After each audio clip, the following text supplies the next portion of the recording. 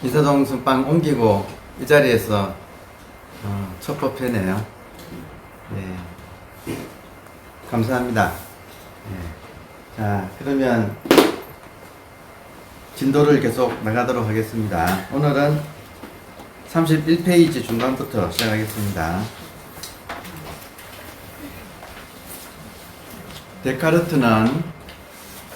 데카르트는 나는 생각한다, 그러므로 존재한다 라는 명제를 만들어 놓고 스스로 가장 근본적인 진리를 발견했다고 믿었습니다.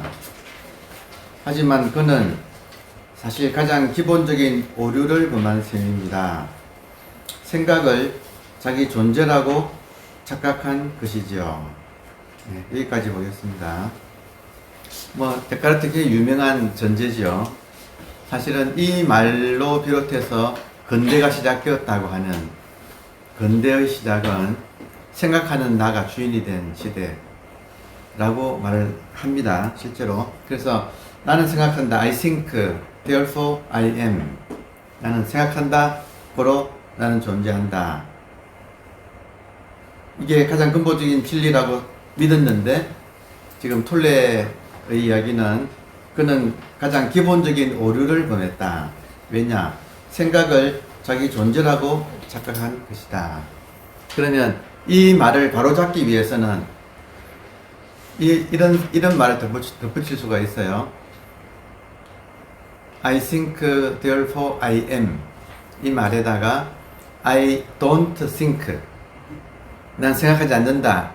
Therefore I am not. 그러므로 에고는 존재하지 않는다. 이렇게 되는 거죠. 이때 I는 참나가 아니고 에고인 거죠. 생각하는 나가 에고예요. 여기서 지금 에고의 정의가 아주 또렷하게 나오네요. 에고란 무엇인가? 생각하는 나다. 그러니까 나라는 것도 생각으로 이루어져 있어요. 에고라는 것도. 자, 따라서 나는 생각하지 않는다. 그러므로 나는 존재하지 않는다. 얼마나 좋아. 생각하는 나가 모든 문제의 근원인데, 생각하는 나가 정말 모든 문제의 근원인데, 그 나가 없어지면 얼마나 좋아요. 그 나가 없어진 상황을 부처님은 뭐라고 했느냐면 이렇게 표현했어요. 부처님은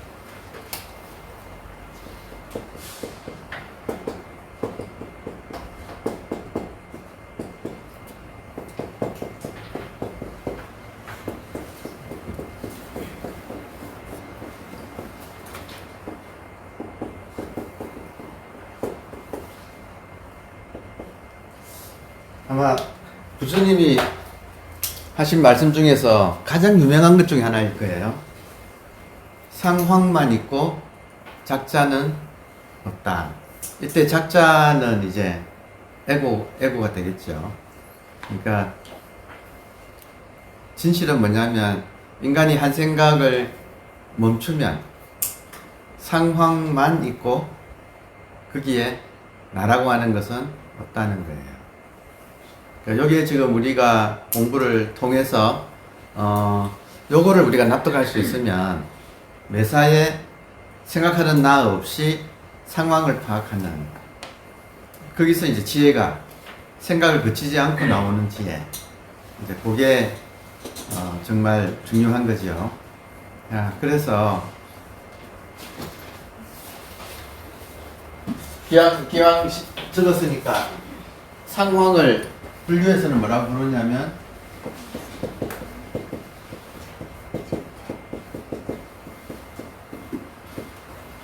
상황을 불교에서는 업보라 그래요. 그래서 한 인간이 지금 처한 상황, 이거는 그 사람의 업보예요. 그 사람의 업보가 만들어낸 그 사람의 몸과 생각, 감정과 그리고 그것이 반응하는 이 세상, 이걸 이제 업보라고 부를 수 있어요. 그러면 자, 제일 좋은 화두 중에 하나가 육조 스님이 오조 스님에게 깨달음을 인가받고 의발을 전수받아서 전수 받았는데 아직 행자라서 머리도 깎지 않은 행자가 스승의 법을 받으니까 700명의 선배들이 700여 명의 선배들이 질투해가지고 인정할 수 없다. 그래서 그 의발을 뺏으려고 했죠. 그래서 이제 도망갔는데 따라잡힌 곳이 대유령이라고 하는 고개였거든요. 그러니까 고향으로 가서 숨으려고 도망가는데 거기서 따라잡혔다. 그러니까 양자강의 북쪽인 황매현이라고 있습니다. 황매에 지금 오조사가 있어요. 오조 스님이 살았던 오조 지금 공인. 그래서 지금도 오조사예요. 달마로부터 내려오는 그 의발을 받아서 도망가다가 따라잡혔는데 대유령 고개에서 따라잡혔어요. 그러니까 황매현 양자강에서 육조 스님의 고향은 최남단 바닷가거든요. 해남에. 그래서 그 중간에 대유령 고개가 있어요. 그래서 그 고개 아래를 영남이라 그래요. 한국도 영남 지방 있죠. 그게 그 중국에서 따온 거예요. 아무튼 따라잡혔을 때 그 따라잡은 사람이 의발을 뺏으러 갔다가 남을 바꿔가지고 그래도 오조 스님이 육조에게 이 법을 물려준 데는 무슨 까닭이 있지 않을까. 자기 스승이잖아요, 오조가. 그래서 이제 생각을 고쳐먹고 행자님, 그러니까 자기는 스님인데 자기보다 나이도 어리고 까마득한 후배 절에 들어와서 아직 머리도 안 깎은 상태. 근데 깨달았다 이거예요. 그래서 행자님, 저는 의발을 뺏으러 온 게 아니고 법을 물으러 왔으니까 법을 이제 나에게 알려주세요 하니까 숨어 있다가 이제 나온 거예요. 그러니까 의발은 길 옆에 바위에 보이도록 가져가라고 이렇게 놓고 몸은 숨겼는데 이제 그걸 의발을 보고 마음이 바뀌어가지고 그러니까 나와서 제가 스님께, 그러니까 행자님께 제가 비록 선배고 스님이지만 법을 묻고 싶다고. 그러니까 그때 한 육조 스님이 쫓아온 해명상자예요, 이름이. 해명상자에게 선도 생각하지 않고 악도 생각하지 않을 때 당신의 본래 면목이 무엇인가? 이렇게 물은 거예요. 그러니까 선도 생각하지 않고 악도 생각하지 않을 때 당신의 본래 면목은 무엇입니까? 하는 이 말을 듣고 그 쫓아온 해명상자가 이제 그 말대로 해본 거죠. 선도 생각하지 않고 악도 생각하지 않을 때 생각은 항상 상대를 생각하니까 상대를 생각하지 않을 때 당신 본래 면목이 뭡니까? 하는 그 말에 진짜로 생각을 안 해본 거예요. 그 말에 진짜로 생각을 안 해봤더니 생각 없으면 여러분 나는 생각한다 고로 존재한다고 하는 건 생각이죠. 근데 생각하지 않으면 생각이 없으면 내가 죽었나요? 생각 안 해도 죽지 않지요. 그때 그 상황, 나의 의식 상황, 생각하지 않을 때 나의 의식 상황이 있지요. 네, 그게 우리들의 본성이다 이거예요. 그래서 그 말에 해명상자가 육조 스님이 그 행자 시절에 도망가면서도 한 큐를 그렇게 날린 게 참 대단한 것 같아요. 지금 화두예요, 이게. 선도 생각하지 않고 악도 생각하지 않을 때 당신의 본래 면목은 무엇인가? 줄여가지고 이 먹고예요. 이걸 줄이면. 그래서 육조 해능을 쫓아온 해명상자가 그 말을 듣고 그 자리에서 진짜 생각을 안 해봤더니 자기 의식 상태가 스스로 확인이 되더라 이거예요. 생각을 안 해봤더니 아 이거구나 하고 깨달은 거예요. 그래서 참 재밌는 게 겨우 이겁니까 이래서 그때 깨닫고 아 겨우 이겁니까. 그래서 뭐라고 했느냐면 이것 말고 뭐 좀 신통한 거 없나요? 그랬어요. 그러니까 참 우리들이 본성을 깨달으려고 하고 있는데 막상 깨달은 사람은 아이 너무 시시해. 시시하다기보다 그냥 너무 당연해. 아 겨우 이겁니까? 그래서 그 유명한 대목이에요. 이것 말고 뭐 또 없나요? 그렇게 물었던 거예요. 그러니까 없나요 하니까 있긴 있는데 바로 너한테 있는 그거야. 이랬더니 이제 확실하게 이제 확인 사살을 한 거죠. 그래서 해명은 도명으로 이름을 바꾸고, 왜냐면 육조 해능인데 해능 스님한테서 자기가 비록 선배지만 해능에게 도를 이제 깨쳤으니까 스승하고 이름을 같이 안 하려고 해자를 도자로 바꿨어요. 그래서 도명이라고 이름을 바꾸어서 몽산 도명 이렇게 됐네요. 아무튼 지금 생각하지 않는다 이 말이 굉장히 중요한 이야기다 이거예요. 그러니까 여러분도 정말로 생각을 안 해보면 안 죽었다 이거예요. 생각을 안 하면 안 죽었다. 그때 나는 누구냐 이거예요. 그때 의식 상태예요. 이때 누구라는 것은 특별한 게 아니고 그때 나의 의식 상태를 확인하면 그것이 본성이다. 그 견성이다 이거예요. 견성이다. 견성의 조건은 생각을 하지 않는 것이다. 그래서 생각을 구름이라 그래요. 그리고 이 본성을 하늘이라고 해요. 보통 때는 하늘은 있지만 생각이라는 구름에 가려 있다 이거예요. 그럼 그 구름이 걷혔을 때 저절로 하늘을 보잖아요. 깨달음도 그와 같아요.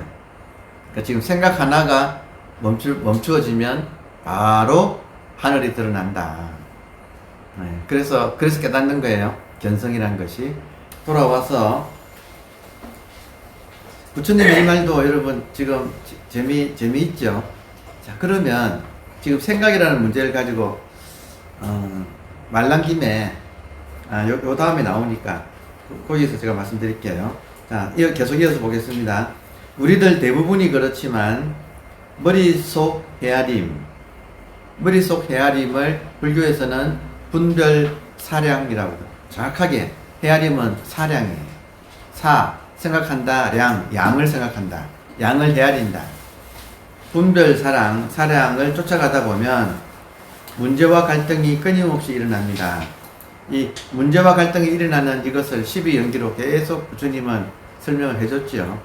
지금 요 대목을 촉하자마자 주관이 있고 객관이 있고 주관이 객관을 이렇게 헤아리면 접촉하자마자 좋다 나쁘다가 생기고 수는 바로 좋다 나쁘다는 사랑하고 미워하는 것으로 넘어가고 사랑하고 미워하는 것은 취하고 버리는 걸로 또 이어지고 취하고 버리는데 마음대로 안 된다.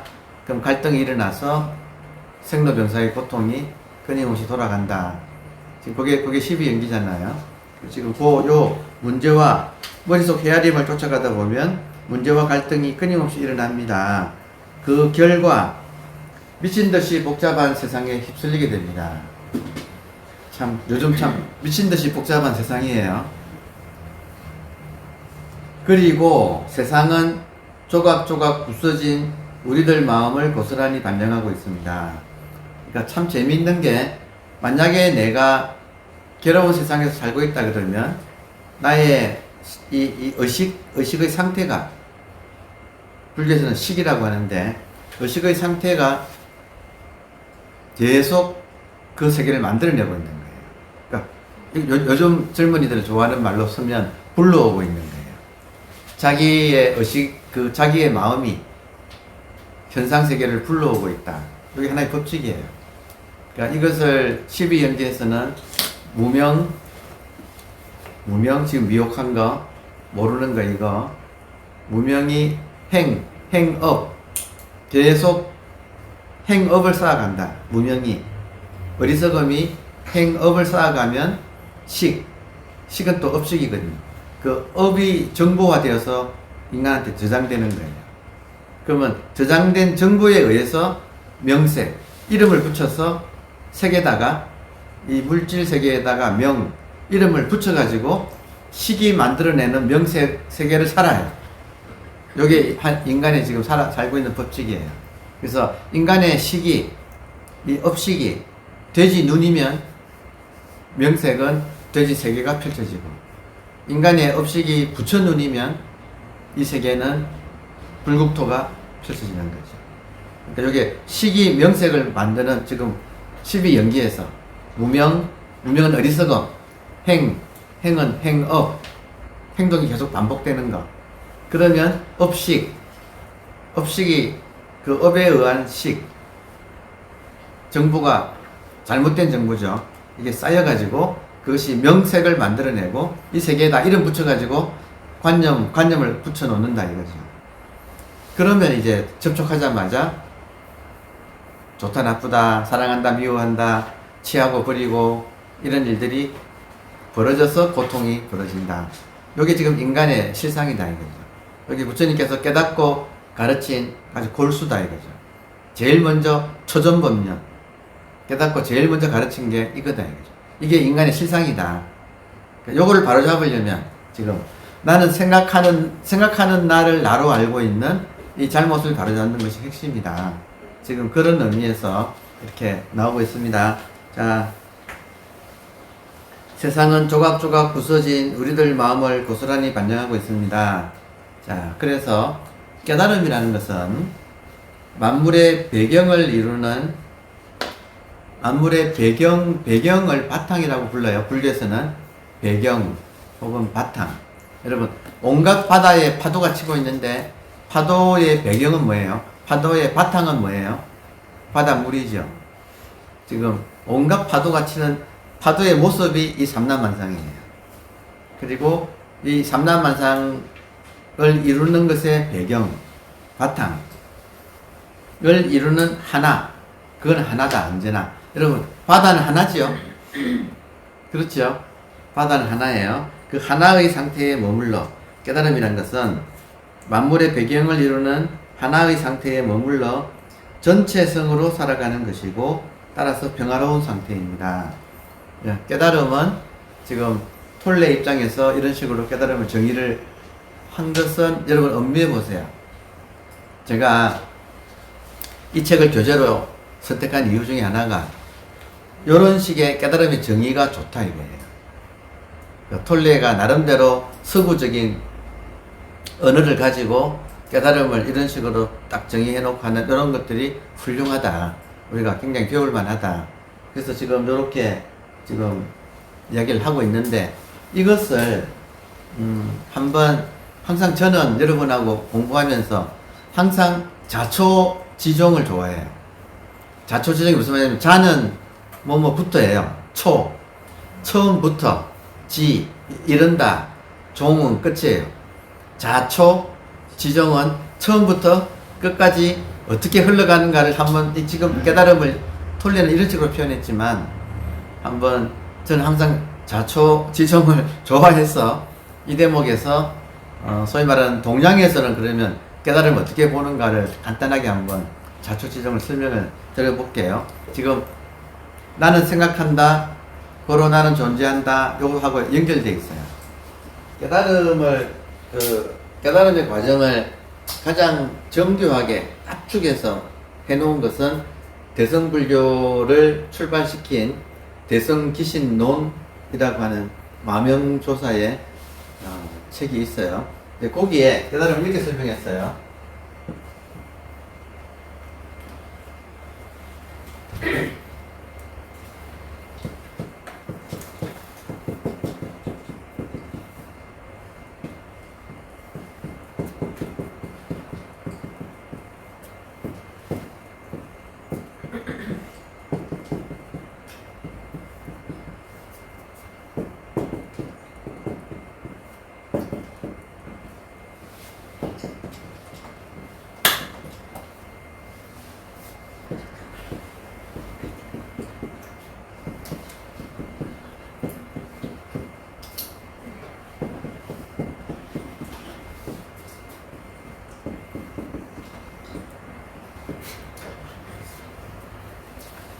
우리의 이 깨달음의 과정이 본각에서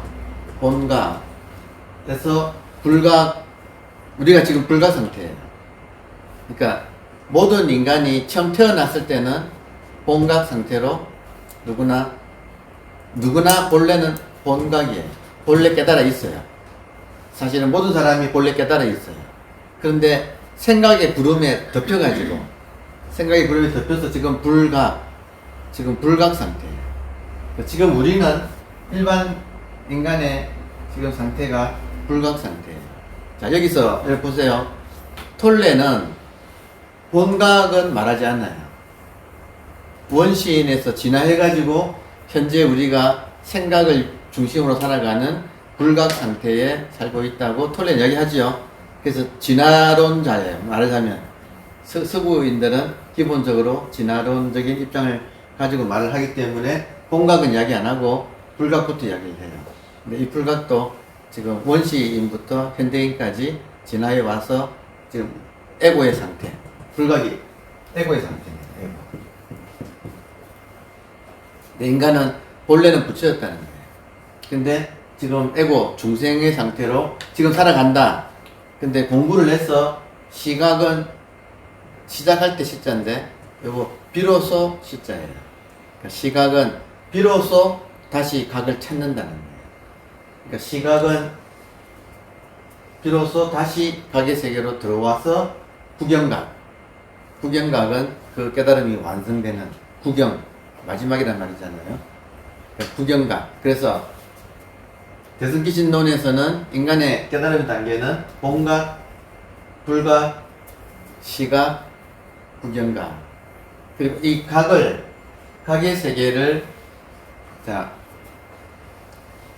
법화경이라고 하는 불교 경전이 있는데, 법화경에서 무엇을 말하고 있나 할 때 제일 중요한 말은 일대사 인연이라는 말이 법화경에서는 제일 중요한 말이에요.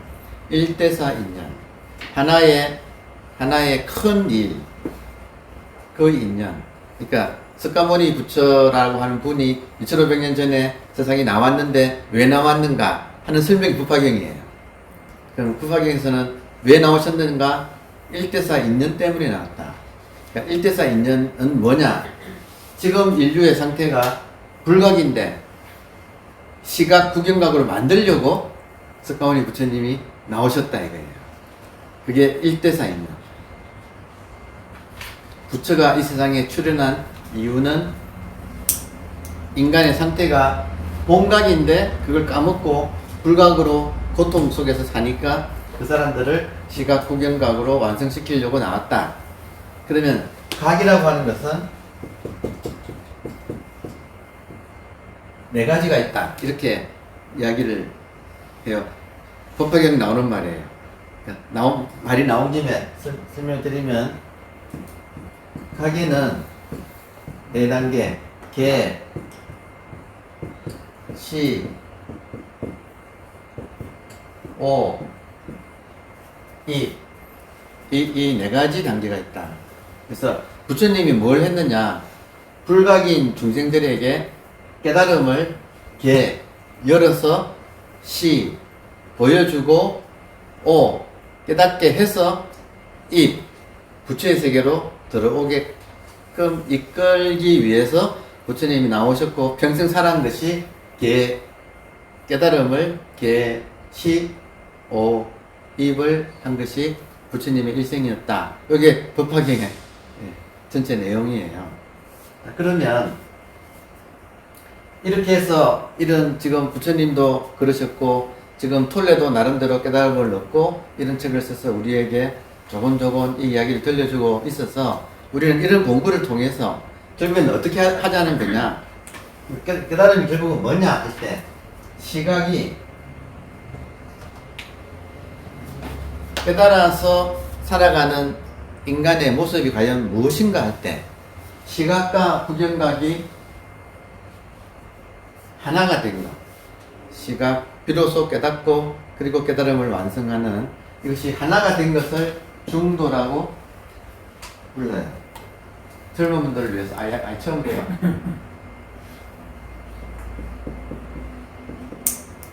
중도는 시각과 구경각이 하나가 된 거예요. 그러니까 중도를 연기라고도 하고 그리고 불이 둘이 아니다. 이것을 반야신경에서는 둘이 아니다를 적이라고도, 적, 색, 적, 시공, 공, 적, 시색. 그래서 색과 공이 반야신경의 주제지만 제일 중요한 말은 적이에요. 색과 공이 하나라는 거, 중도라는 거. 그리고 이걸 또 다른 말로는 동시라고도 표현해요. 동시다. 그러면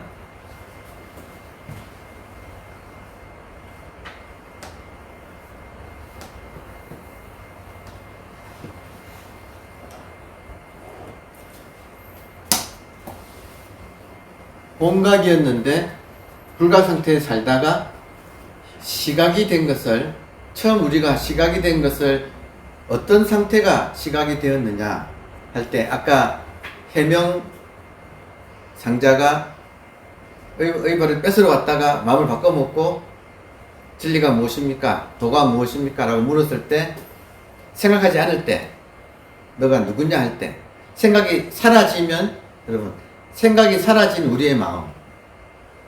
다시. 생각이, 평소에 생각이 많아요. 그죠?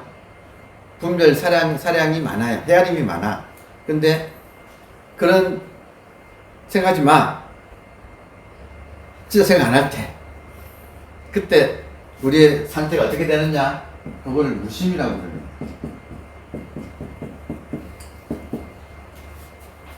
무심. 무심이란 말은 내 마음에서 생각이 고요해질 때, 그걸 무심이라고 불러요. 그러면 무심된 마음, 그게 우리들의 본성이에요. 무심. 근데 인간은 그게 끝이 아니고, 무심에서 이제 지혜가 나와. 무심에서 지혜가 나와서 지혜의 마음. 여러분, 무심 상태에서 살아야 돼요? 지혜의 마음을 쓰면서 살아야 돼요?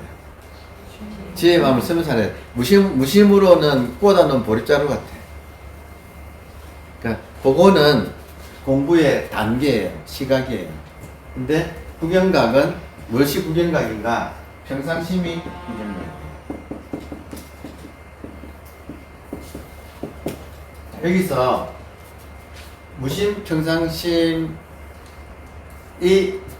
중도고, 연기고, 불이고, 적이고, 동시에요. 그러니까 우리 마음이 무심과 평상심을 평소에는 생각이 고요한 무심으로 살다가 일이 생기면 즉각 거기에 맞춰서 지혜가 생각으로 왜곡되지 않고, 이때 생각은 뭐냐면, 여러분, 한 가지로 딱, 생각은 뭐냐? 한마디로 사심, 사적인 이익이 붙는 거예요. 그러니까 사적인 이익이 붙지 않는 마음이 무심이고, 그 무심에서 사적인 이익이 떨어진 상태에서 있는 그대로 나오는 마음이 평상심이에요. 여기 지혜예요. 무심을 선정이라고 부르고, 선정, 평상심을 지혜라고도 불러요. 그럼 여기서 신자를 가지고 이야기를 해본다면, 본각은 뭐냐면, 본각은 초심이에요. 본각은 초심이다. 여러분,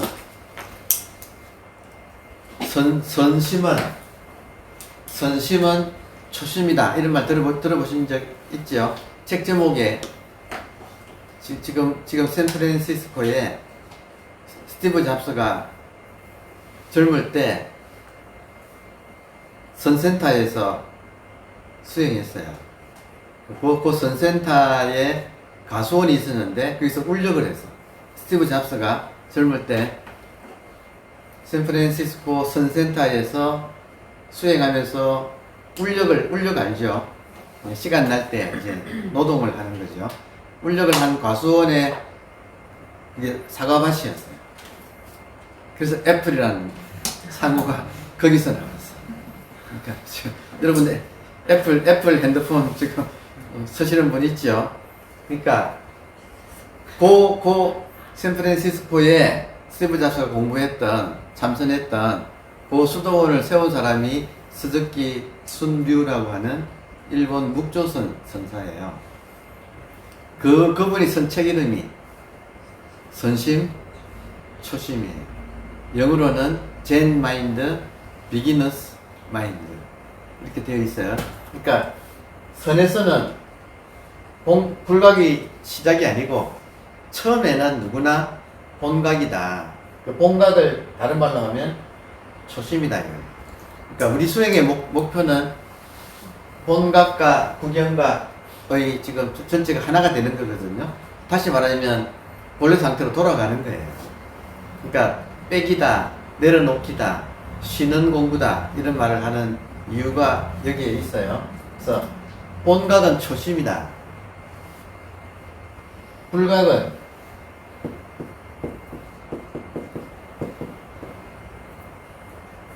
유심이라고 할 수 있어요. 마음이 있다. 어떤 마음이 있는가? 여러분, 마음이 있다 할 때 사심이 있는 거죠. 그렇지 않나요? 네. 에고의 마음이 있다 이거예요. 그러니까 초심이었는데 살다 보면 유심이 되었다 이거예요. 이게 불각 상태다. 깨달음을 놓친 상태다. 그러면 초심에서 유심으로 가서 인간은 무심이 한번 돼야 되는 거죠. 무심이라는 말은 그 에고의 마음이 한번 떨어지는 거죠. 요거 하기 위해서 우리가 지금 이렇게 모여서 공부하지요. 그리고 무심 상태가 끝이 아니고 이 사심이 무심이 된 사적인 에고의 마음이 떨어진 그 상태에서는 직심이 나와요. 직심.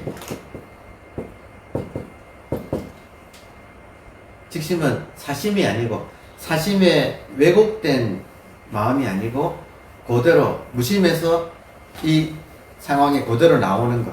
다시 말하면 상황만 있고 작자는 없다 해서 진짜 작자는 없고 상황만 있는 거에서 상황에 맞춰서 그대로 마음이 작용하는 것. 그게 직심, 평상심 이런 식으로 표현을 하는 거예요. 그러니까 지금 깨달음은 무엇인가 하면 중도다 혹은 연기다, 불이다, 적이다, 동시다 이렇게 하는 것이 대성불교의 기본 입장이에요. 그러면 이것의 중도 연기의 내용은 무엇인가? 시각과 구경과 무심과 평상심을 자유자재로 쓰는 거예요. 그래서 요 유심의 선에서는 유심이 떨어져 나가는 것을 살이라는 거예요. 할 수 없이 지금 한자를 써야 되네. 뜻 때문에. 이해하세요? 살. 죽인다. 그래요.